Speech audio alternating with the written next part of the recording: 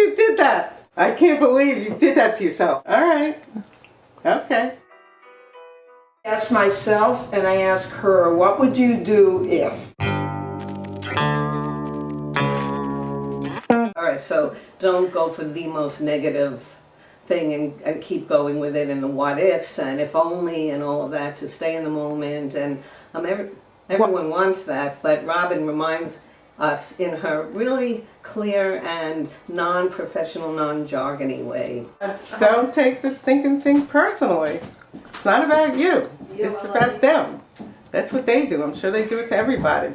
Woodstock, New York is a spiritual mecca, diverse town with room for every type of tradition, teacher, and path. But where does Robin Kramer fit in? And who are her followers? They're addicted to her blog, The Lazy Woman's Guide to Life, which is a mixture of feel-good insights as well as things that Robin would and wouldn't do. Her followers have plaques all over their house, as well as little stones and amulets to remind them of her advice. And they say it's common sense, seems obvious, but somehow coming from Robin just always works. Guess what? You're in the movie. Does she really embody the simple principles of the masters?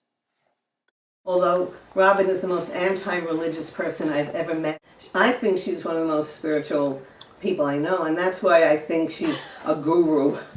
Because she knows about kindness and compassion, and she more than anyone else has reminded me of that throughout my life. I realize in my life there's nothing that I have to figure out. I just have to be, I just am. Everything I learned just from my mother, I guess, and father, just how to be happy. Nothing to figure out. I've known Robin for 40 years, almost 40 years. I watched her start her stores, bring up her kids. Love everything about that woman.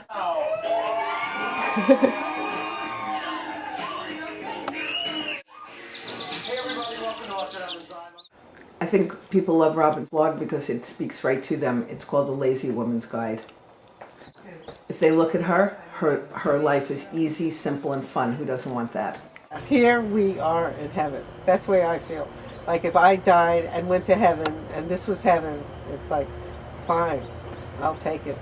You give me Woodstock in September and that's it. I don't need anything better than this. People say Robin's a therapist to the therapists. Should have been a shrink. She says, well, she really is one. And she doesn't even charge, and she should.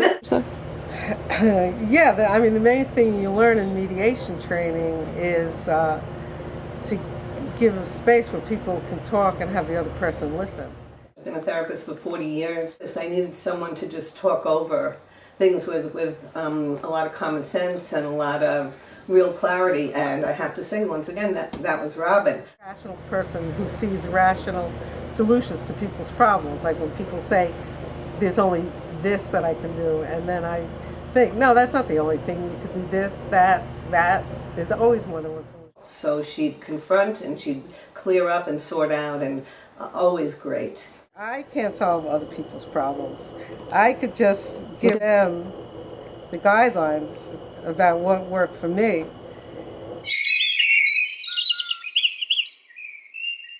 Martha Frankel stopped in at Robin's to get ready one morning on her way to moderate a celebrity panel at the Woodstock Film Festival. Let's see. Gorgeous. It's zero crutch. It's zero crotch. And your legs are so damn skinny. And you look, Well, there's nothing like these spandex pants. Oh, is that what those are? Yeah. They're from you.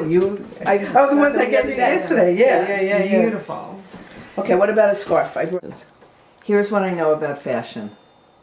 Here's what Robin and Daisy have taught me about fashion. A lot. Everything. Here's Robin's advice. Wear black, and wear black.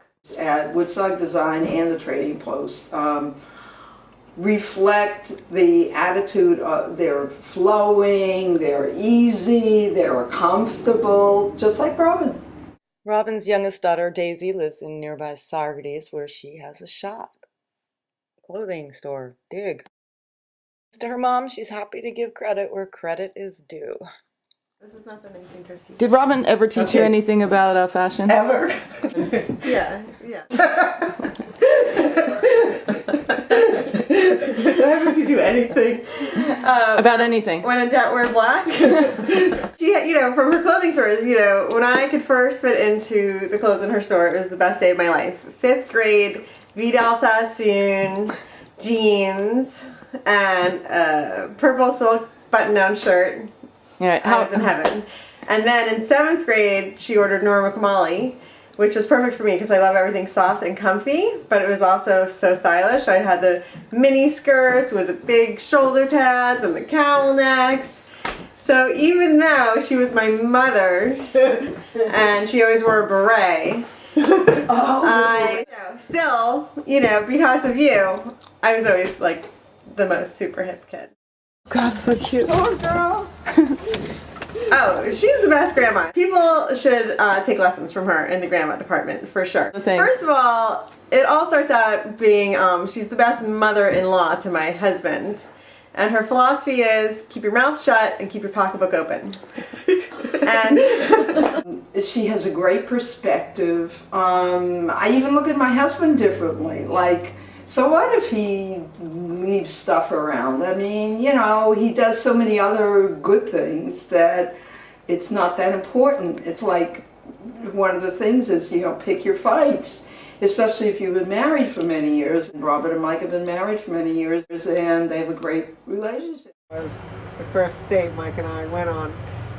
We drove in the back of a car to Miami, and it was the first time I'd ever been in warm weather in the wintertime.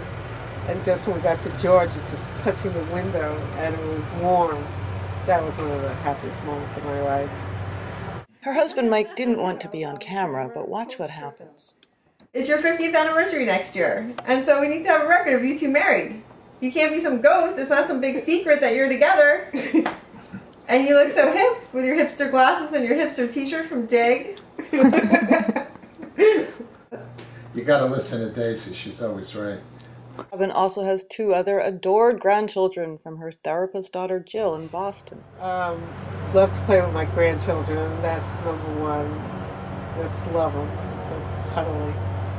And to see them in their little productions, I love that. And I love, sitting around the house with everybody Christmas morning. And I love going out to eat and having enough money to do that and go wherever I want. I love having magazine subscriptions, so I always have a magazine to read. Robin has a soft spot for animals and is the founder of the Woodstock Pet Parade. Sometimes she's okay with humans, too. A clear path is more difficult to discern if you come from greater suffering or worse circumstances than Robin. And if you're just plain neurotic, but she's happy to help, as long as you come from her zip code. Care about other people and care about my friends and, try to help people on a personal level. But I'm not like the Dalai Lama, who's going to be compassionate to everybody in the world and be, the leader of compassion. That is not my thing. Thanks, Tina. If I was going to get the least healthy thing here, it would probably be the mac and cheese.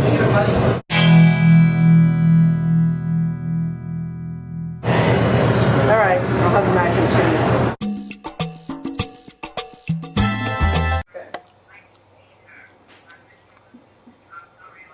Don't worry, we can handle it.